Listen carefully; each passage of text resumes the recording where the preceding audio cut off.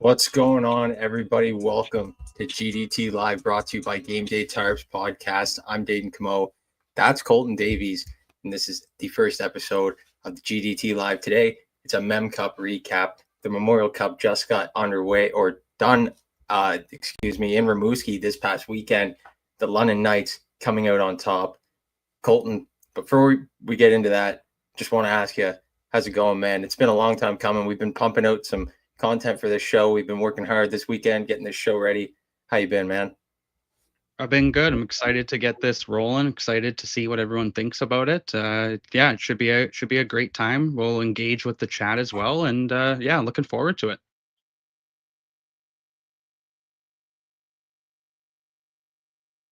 You're muted. It's always going to happen sometime, Riley, how's it going, man? But let's get into things here. The Memorial Cup, Colton, the London Knights coming out on top. And we kind of expected a London Medicine Hat final, but I don't think anybody expected it to go the way it went. This was a final that was kind of anticipated. Two loaded offensives, Gavin McKenna on one side, Easton Cowan on the other side, and then the long list continue on. What did you think of that final game? It was great. Honestly, it was a great game. I think that Medicine Hat got a little bit exposed just in the sense that London's top guns kind of came out and gave it to them. But I thought it was great. London was just a workhorse in that game. And, Jeff Merrick kind of said it best last week. Like, you can't really beat them twice. It's hard to beat London twice, right? And we just saw that evidently with Medicine Hat beating them once and then failing to do so in the Memorial Cup final. But you gotta look at like Denver Barkey and Easton Cowan and those guys like Sam Dickinson, who had 3 assists that night. Just all the guys that kind of stepped up and were phenomenal for them. Really helped London get themselves in that position to kind of dominate and win that game by such a large margin. Yeah, I definitely think the defense, we talked about it last night as well on the actual podcast. Everybody go tune into the Game Day Tarps podcast. Go like and subscribe there where we post some actual episodes. We have lots of guests coming on. But we talked about it last night on the episode. The defense for London was kind of almost just as good as the offense, shutting down other teams' top lines, top scorers. They shut down Dinwiddie all tournament. They shut down McKenna in that last game until the third period. And the top lines of teams kind of struggled to get offense going against London. It's true though. Like, you look at Bonk, look at Jared Woolley, look at Dickinson. Even they're like the whole defense core for the London Knights was just so sound and so like poised and ready for anything. It kind of seemed like, right? They bounced back so well from that first game against Medicine Hat to the next game, where it was a lot like what I talked about, where they did a lot of the exact same things that they did in the 2004-2005 tournament when they just locked down Sidney Crosby. And what did they do on Sunday? They locked down Gavin McKenna. They made sure McKenna couldn't do anything. He had a couple goals. One was called back, of course, but man, they had him just boxed in and they weren't allowing him to have any control. Yeah, and it wasn't until the third period that Gavin McKenna really started to get going. And by then it was already 4-zip. So there's not much you can do there. One person I want to talk about, we've talked about him a lot, Austin Elliott. What a journey that kid had, eh? From the WHL waivers, nobody picked him up in the league. He got signed by the Barrie Colts. He was in their camp and then got picked up or in a trade by the London Knights. So, yeah, and then the story goes on. 32-1-0 or 31-2-0? I can't remember off the top of my head. I think it's 32-1-0 in the regular season for Elliott, I think so, which is insane. And then you look at what he did in the Memorial Cup, right? Like he just put together like a 0.94 save percentage and like a 1 point, I think it was like a 1.69 or 59 GAA. Like the dude was remarkable. And talk about a revenge story against your former league, right? Like you come in, Yeah. you just shut out the former league, and you had former teammates too, right? Tanner Molendijk used to play with him in Saskatoon. Misha Volotovsky played with him in Saskatoon. There might be one more that I'm missing as well, but I know those two for sure played with him, right? So a Yeah, little bit of a those are the ones that revenge were game there. highlighted. Yeah. Yeah, exactly. So Uh, I don't know, but it's the goaltending in general, right? Look at the goaltenders throughout the entire tournament. Everybody was kind of on top of their game, and nobody really seemed to have a bad night per se. Like even in Rimouski's games, they were able to. It wasn't really the goaltending's fault. yeah, no, we'll get into that a little bit later when we touch on Rimouski. But yeah, Mathis Langevin, Mathis Rousseau, Harrison Menigan, although the team didn't come out on top, still wonderful goalies. You know, Menigan got that WHL MVP for a reason. And we'll talk about him in a second. But something I do want to talk about while we're still on the topic of London is their coaching. Dale Hunter. He was insane all tournament. He has a record that nobody else has been close to, other than the guy that we talked about last night as well, Don Hay. And we kind of mentioned, you know, is he there? Has he kind of topped him? What do you think, Colton? Yeah, I mean, it's hard to say. Like he's obviously like Hunter's obviously up there as one of the best coaches ever, right? In But junior so is hockey, Hay. and so, but so is Don Hay, right? Like you look at what Don Hay's done, the 3 Memorial Cups, the 2 with Kamloops, the 1 with Vancouver.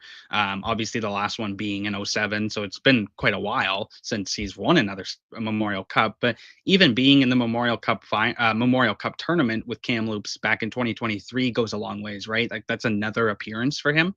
But he sits on top of that Mount Rushmore. Like Dale Hunter has done such good work with London. I almost said Toronto, but with London over the last 25 years, 20 years as the owner and as GM and just running that organization to the point where it's a powerhouse team.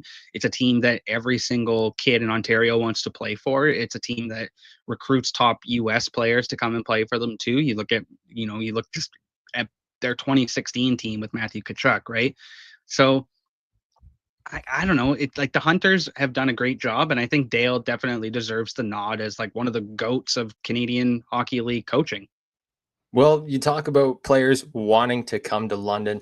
We're going to hear from Dale Hunter about his team's will to win and Casper Halttunen on why you come to London. The reason I know our guys, they had the will. They had more will than the other teams. And I really believed it. I could see it in their eyes. I could hear it on the bench that they wanted to win this so bad. And again, guys, it's a credit to you guys, the character that you guys did, that you're just one after another. We'll go out, we'll play this, we'll do this. And they very coachable, very passionate about the game. More than anything, they're passionate and they care. Character. Character wins. Character makes great careers. Okay, boys? Thank you. This is why you come to London, baby.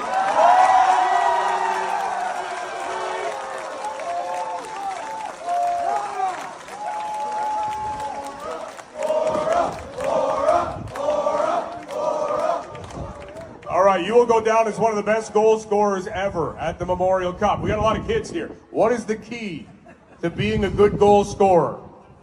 Just shoot some pucks. Enjoy it. Yeah, well, Casper Halttunen obviously enjoying it there. Credit to OHL Twitter for those clips. Colton, what do you think of Casper Halttunen? I know we talked about him before the tournament, about that shot, NHL level shot, and the release. It's insane. And he showed it there a couple times in the Memorial Cup tournament.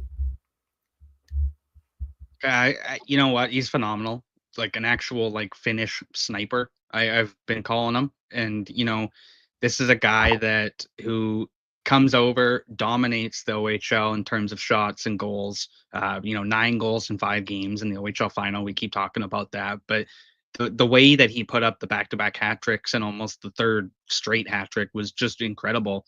I would have liked to see a little bit more out of him at the Memorial Cup, just a little bit. He had a goal, right? Like he had a tip-in goal.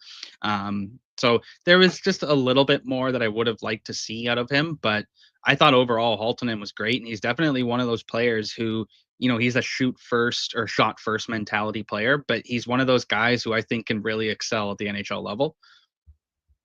Yeah, I think Sam Dickinson, Casper Halttunen, both going to be in the teal and white next year in San Jose.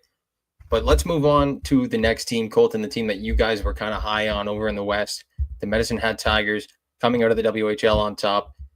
You know, they had the loaded offense up front, Andrew Basha, Caden Lindstrom, Weisblatt, McKenna, of course, and the goaltending, Harrison Mennigan, we just talked about him.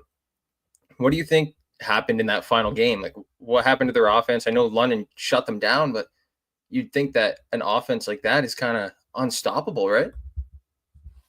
Yeah, you would think so in the terms of like in theory, right? Like you look at the team in on paper, they were 3-0 going into that final game. They were so dominant, right? We talk about the record that they had been on since the World Juniors, or since January 1st, that John Keane had tweeted, where it was like 35-3-1 or something ludicrous, right? Yeah. So I don't know. I don't know what exactly happened in the final game, other than it just seemed like London had the better of them, and it just went back to London just absolutely closing in on a guy like Gavin McKenna, making sure he wasn't able to make plays, closing in on guys like Lindstrom, Basha, Ryder Ritchie only had like very far and few chances to score and do anything right as well. So I don't know. I think for me personally, I think the day is off kind of hurt them. They had 4 days off before that final game, and I think that kind of messes with you, right? Like we're gonna see it here in the NHL. Like, does the momentum kind of dissipate because of the time off? Like, I personally think if Medicine Hat had played a game on like a Friday or a Saturday, they would have been in better shape for that Sunday game. Yeah, I definitely see where you're coming from. I felt it was a little long. It's kind of like a disadvantage, although you get the advantage of going straight to the final. Yeah. But someone I wanted to talk about, I know you're high on him. And a Yep. lot of people, when they think of defensemen at this tournament, they think, oh, Etienne Morin, oh, Sam Dickinson. Well, or Tanner Molendijk even. But how about Bryce Pickford? Guy can rip the puck from the blue line, find lanes, get the shots through. He Yep. scored 2 of them like that. I like the kid. I like his game. He's a guy that I think is going to get, somebody will take a flyer on him in the 6th or 7th round this year, and just to try to see what they've gotten him, right? He's a prospect that's draft eligible for this year. But talk about a kid who, he had 13 goals in the WHL playoffs. He had 2 goals just in this, right, in the Memorial Cup, right? In one game. Wasn't it 9 straight? Coming in, he had goals in 9 straight, and then continued it in his first game against Rimouski. I think that's correct. So yeah, as a defenseman, that's pretty good. You talk about a kid who just like kind of stepped up to the plate, right? Like one of those guys who just steps up in those dire moments, and that was Pickford, right? He played that way in the WHL final too. But he's a guy that I'm excited to see what he can do, because that's two WHL championships now for him. He won one as a young kid with Seattle in 2023, and now he's part of this Medicine Hat team. It'll be interesting to see what happens with him here going forward, because he's clearly proving that he has an offensive instinct and is a guy that can be relied upon. Yeah, 100%. I think there was a couple of guys on this Medicine Hat team that nobody had really heard of before, that in myself included, I'll admit it. Guys like Matthew Ward, he stepped up big time. Kamloops boy, you guys are from Kamloops, so Riley was big on him. I really never heard of him before this tournament, and I thought he played outstanding. Guys like him, Ethan Newton's had a good game against Moncton. I'm fairly certain he scored. Yeah, it was against Moncton. Scored the second goal. Yeah. Guys like that, like Medicine Hat has a team full of guys that love to win. And the best thing about that team, I don't know if anybody saw it, but they gathered around on center ice after they won the Memorial Championship, or not the Memorial Cup Championship, the WHL Championship. They started singing, I forget the name of the song, but they just started singing a song, linked arms like this. It was just something you love to see from a team. And then before the Memorial Cup final, they go down to a restaurant downtown Rimouski, and they do the exact same thing. There's a band there, and they start singing the song. And it's just like brothers, that team signified something to me, and it was like they're a bunch of brothers. Yeah, there's camaraderie there, right? Like they obviously are a team that is banded together, and even you look at what has happened to them in the tragic aspect of it as well, with Harrison Menigan losing his father, right? Like that team banded together. They had the dad patch on the helmet for him, right? So I think that team was very special to be a part of that team, very special to represent Medicine Hat in that sense. It sucks to see them kind of flutter out here, but I thought overall there's nothing for them to be disappointed about. Yeah, no, not at all. I think they played a heck of a tournament. Obviously coming up short, not the result you wanted, but they definitely showed that they're a powerhouse team. I think a guy like Hunter St. Martin too really proved himself throughout the playoffs and throughout the tournament that, he's kind of a gem in a sense for Florida. Like Florida has found a guy who, can come in and play a big role for them. Like I just throwing a name off the top of my head, but like a Carter Verhaeghe, like whether he gets to that or not, just a guy that can play kind of up and down for you. And St. Martin proved that throughout the playoffs for Medicine Hat and was very good for them in the Memorial Cup as well. But obviously they came up short. But Ryder Ritchie, 4 goals. He led the tournament with goals. So shout out to him. It'll be interesting to see what happens with his future moving forward as well. I've really grown to like the kid. He's been phenomenal for Medicine Hat. He's one of my favorite players, very deceptive, just shows up in big game moments. And I know I say that after he didn't score in a Memorial Cup final, but he did get an assist on a goal that was called back. So technically he showed up. I don't know. You kind of get what I mean though. Yeah, no, he's there. He had a great tournament. But so jumping back to Hunter St. Martin, you think if that kid actually puts on like maybe 10, 15, 20 pounds-ish in the off-season, has a big off-season, and maybe gains a little weight, that he could make that Panthers roster in the fall? I think it's possible. I mean, debatable. Like, it's very debatable, but I think it's possible. I don't know for this year, but in 2 to 3 years for sure, right? Like Florida's got this ability to develop bottom 6 players, right? Look at guys that have come up and like Luosterainen. Luosterainen was the guy I was going to say right off the bat, but you look at those guys and what they've developed into, and I think if St. Martin can, keep the attitude that he has and the grind that he has, Florida could develop him into a bottom 6 role player that will be phenomenal for them when it comes playoff time. 100%. Yes, let's go on to the Moncton Wildcats here, the third team. We're almost done this Memorial Cup breakdown, but what'd you think of Moncton? They're kind of disappointing, I guess, in the sense where their stars didn't really show up. Desnoyers was quiet until that final game. Like guys like Pikarczyk only had a minimal impact. Julius Sumpf. Yeah. Like you would expect more from a team like Moncton that absolutely rolled through the league like they did.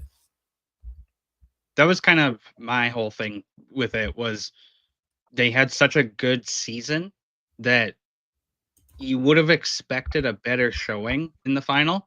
But I think the problem with it is they were also a team that was kind of run dry to the point where they were exhausted playing, right? Like they played so much hockey, and not that Medicine Hat or London or anybody else didn't play as much hockey. It's just to the rate that Moncton was winning games and just dominating. I think a lot of their players were just absolutely like exhausted, 100%.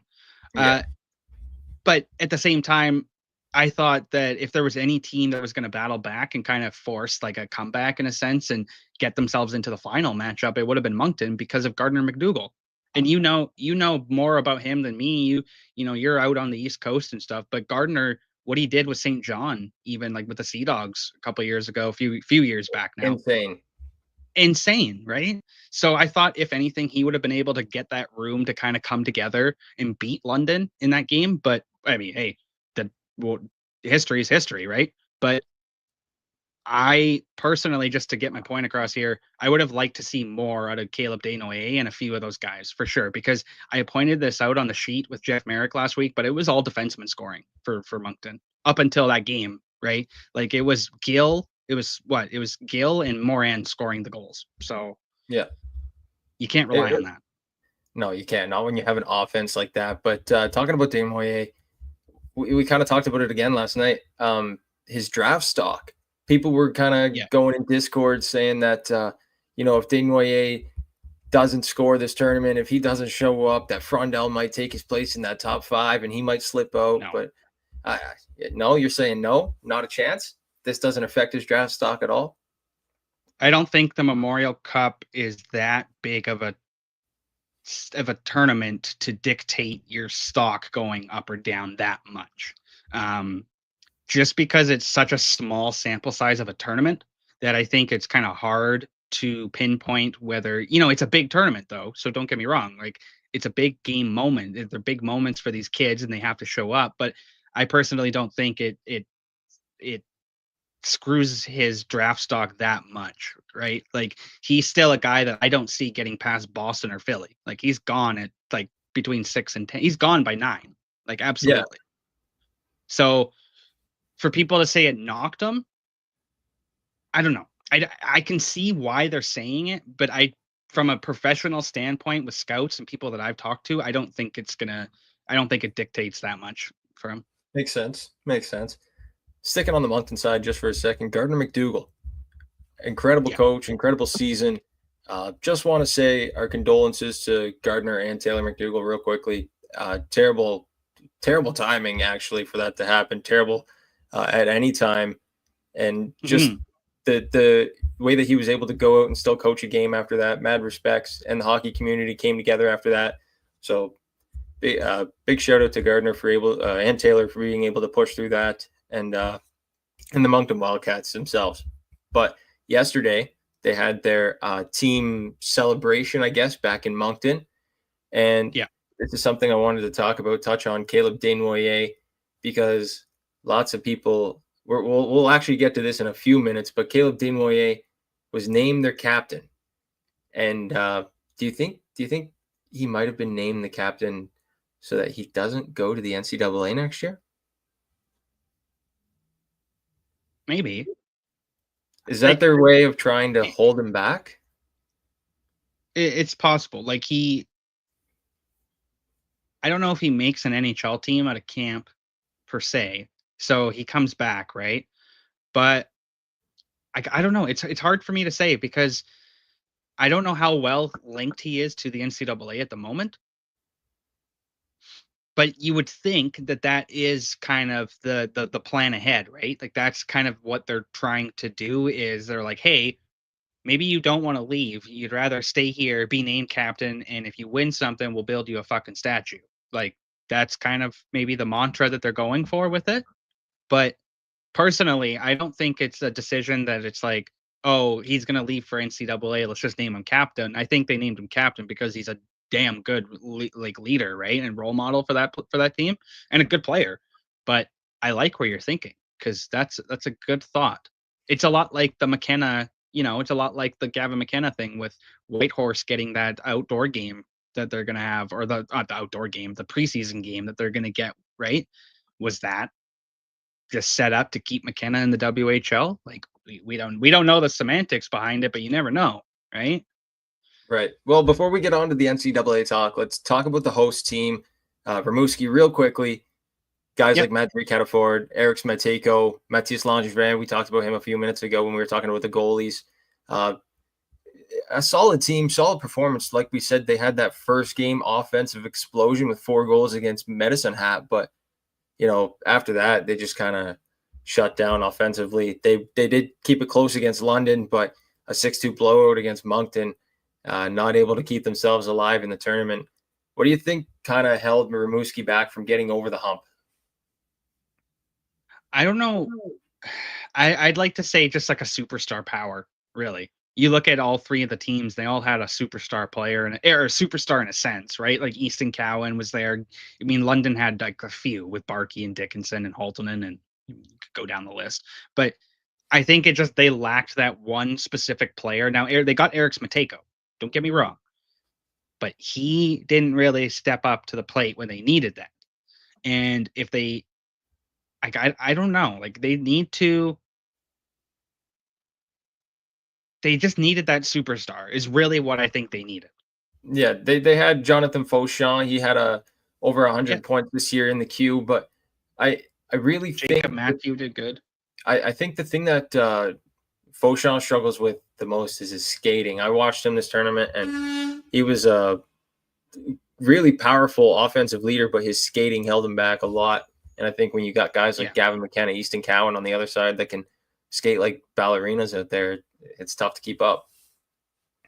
Yeah, I think Rimouski could have just done a little better job at finding a top end superstar forward that could have kind of played with them up front. But rest assured, I mean, the hosts do what the hosts have to do, right? And you load up in whatever capacity you have, and who knows what other deals that they had, right? Like, and it's not even just knocking them. Like Rimouski, just I don't know if they built the proper team. Is kind of what I'm trying to say. Yeah. I agree, but I guess this is the time to move on.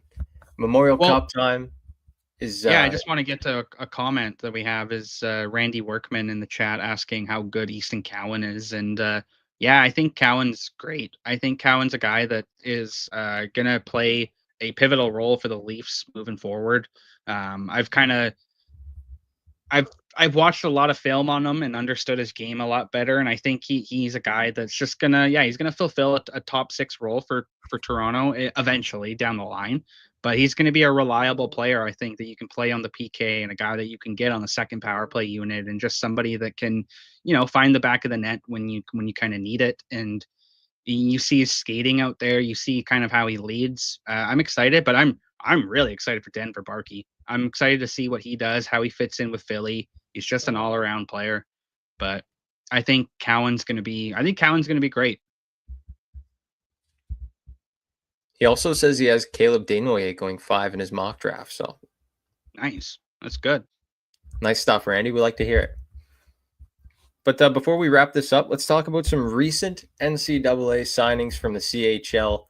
Obviously, the day I was driving home from Toronto, Colton hits me up in the group chat and says, "Dave, make a graphic for this." And it's Cole Reshny has committed to UND, and I was like, oh, okay, sweet. So the floodgates are going to start to open here soon.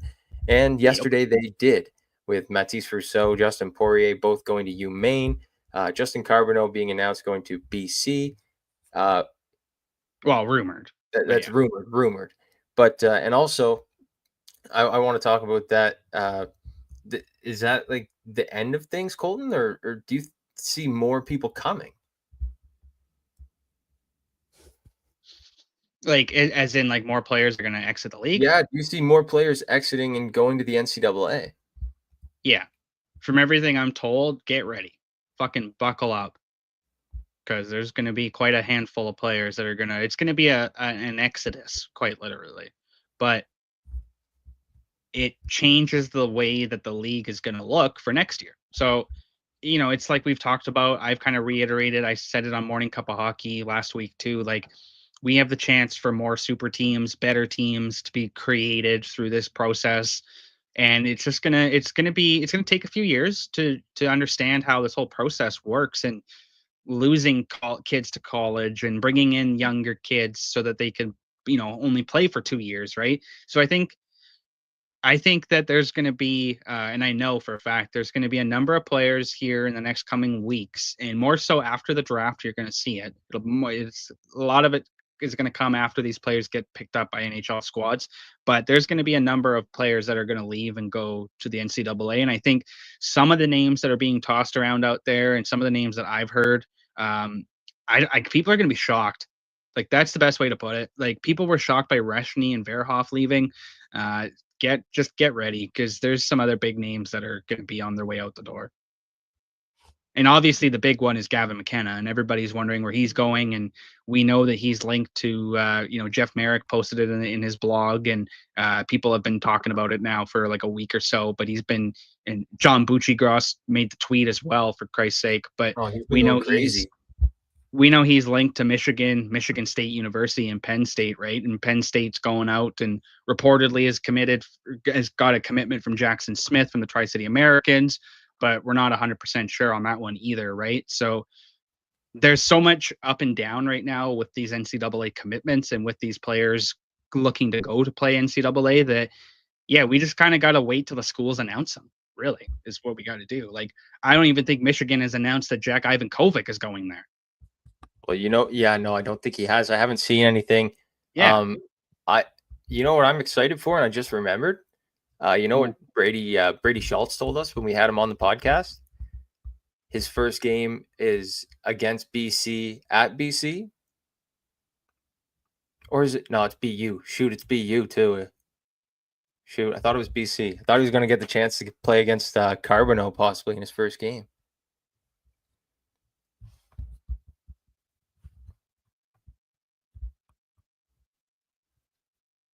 Well, Colton's frozen here, fellas. I'm going to remove him for a second. Colton, you figure out what's going on.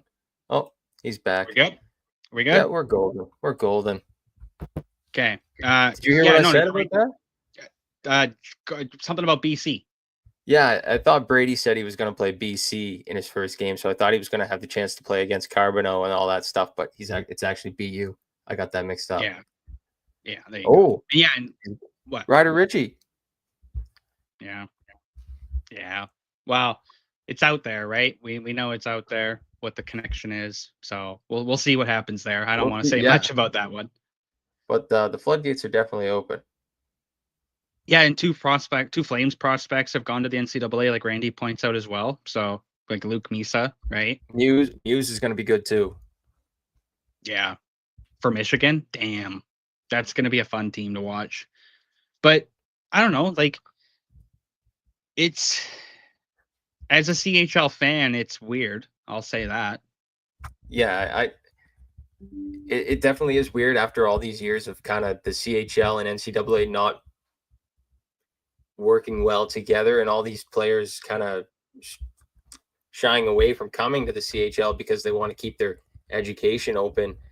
Well, now they can do both, and it's going to take a while to get used to. I think it's going to be a lot of the top end, like 19, 20s, and then like maybe some higher end 18-year-olds going. We're still going to get like some pretty good 17, 18-year-old guys in the queue, but it's definitely going to get younger, I think.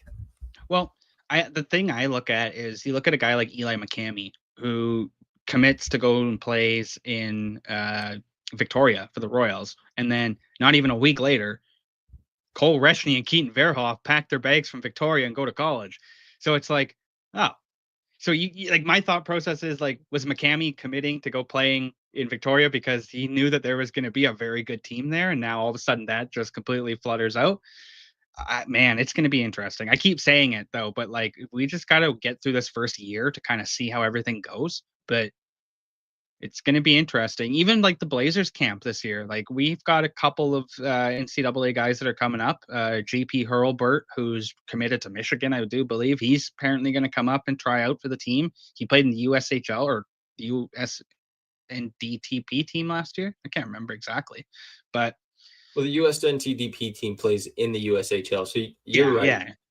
Yeah. Technically, it's the same thing, right? So, well, one's a league, one's a team, but you got it right. Yeah. So I don't know. It's gonna be. Yeah. So I'm excited. I don't know. We'll see. We'll see what happens. Obviously, the big one though is Gavin McKenna, and everyone's gonna have to wait. So that's all. That's all we got to do. Yeah, I don't think anyone wants to wait, though. They want to know where he's going. They want to know if he's going to be at the Memorial Cup next year, if Kelowna is going to try and poach him. Well, that's what I was about to say. What if he just comes back to the WHL? Well, then the CHL, everyone's got their heads in a twist for no reason then. It would be it'd be really funny if he decided, like, after all of this, like, and it's not even him deciding any of these things, like in the sense that he's the one putting the NCAA stuff out there. But it would be really funny if at the end of the day he just said, I'm not going to the NCAA, I'm staying in the dub. Like, well, what would that do for some teams in like recruitment, right? Like, I'm curious about that from that standpoint. But we'll get there when we get there, because from my understanding, we're a few weeks away from even understanding where he's going. So yeah, definitely. I think it's going to be a great experience for all of us. It's going to be different. I'm excited to see what happens. The Q draft is coming up. I don't know when the WHL and the O draft is, but I'm excited for those. We already had the WHL draft. Oh, right. The WHL does the Bantam draft, right? Yeah. And the import draft. I'm excited to see how that pans out with teams being able to have 3 import players instead of 2. See if this gets the league looking a little different. See if we get some more import players coming in. Obviously, it's going to be good for the league, but I'm excited for everything coming up, and obviously the NHL draft. It's exciting. I mean, the import thing is going to be fun. I think allowing players or teams to have 3 import players will be cool. It's going to really do a good job of, I don't know, it's going to do a good job of kind of allowing teams to bring in some more European players and allowing European players to kind of get a taste of the CHL. A question in the chat. What's from Big Willie Styles? What's the difference in skill level in the NCAA to the WHL or CHL? Well, like there's a skill gap, but it's about like, I think it's more so about playing versus men, right? Like you're playing in the WHL and CHL, it's 16 to 20, and there's some 21-year-olds. But in NCAA, you're playing against kids that are 17 to or 18, sorry, I guess, to 25, pretty much. So I think it's the matter of you're playing against full-grown men in some cases. Well, it could be 17 because Celebrini put up. He was playing as a 17-year-old. That's true. Yeah, true. So I don't know. I think, but like you got to be special. But and that's just the thing, though. You have to be like a Gavin McKenna or a Macklin Celebrini to do those types of things. Question from John. Do you see people thinking the NCAA is better, so they leave the CHL, but it's not what they thought and come back? Yes. I think the biggest thing with that is, and I've heard it from like a few people here, even in Kamloops, at the walking around like the Blazers rink and stuff, talking to scouts, is there's a big difference. There's a big difference between WHL schedules and NCAA schedules. So, you're going to play 68 games in the WHL or in the CHL, but in the NCAA, you're only going to play 35. And that, you have to keep your grades up to a certain degree. You have to attend classes to a certain degree. Whereas in the WHL, if you're 18 and you're 19 and you're graduated, you don't have to necessarily do that, right? So it's going to be an interesting kind of dynamic. But I think a lot of players, so from what I've heard, and I know Jeff kind of has reiterated this, but a lot of players are going to go and like it, and a lot of players are going to go and come back. So, yeah, John just mentioned there in the chat, the facilities seem to be the only thing, and I agree with that 100%. Wasn't it? Maybe it was one of you guys that was talking the other day, talking about how the Blazers kind of train at a local gym downtown. Yeah. So, I mean, to be able to train at a local gym downtown or train at a facility that's on campus that you can walk to, it's probably, it's different, right? Yeah. You want to go, like, I'm pretty sure going to Michigan is a lot more of an attraction than going to, say, Niagara. Rouen, Oranda, Quebec.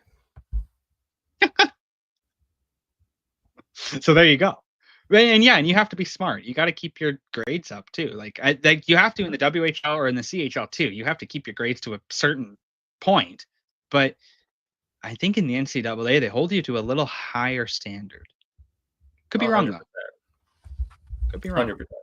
But yeah, you got to wonder if McKenna's whole thing is like, facility, like, right, if you want to go play in a nice facility, well, Michigan has a nice facility, MSU has a nice facility, Penn State has a nice facility. Like,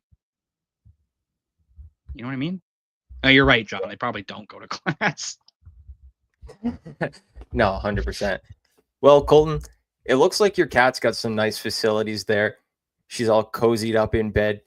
And fellas, thanks for tuning in to this first episode. This has been the first episode of GDT Live, presented by Game Day Tarps Podcast. Tune in daily. Colton and I are going to be back on tomorrow, 3 p.m. Eastern Time, 11 a.m. Pacific.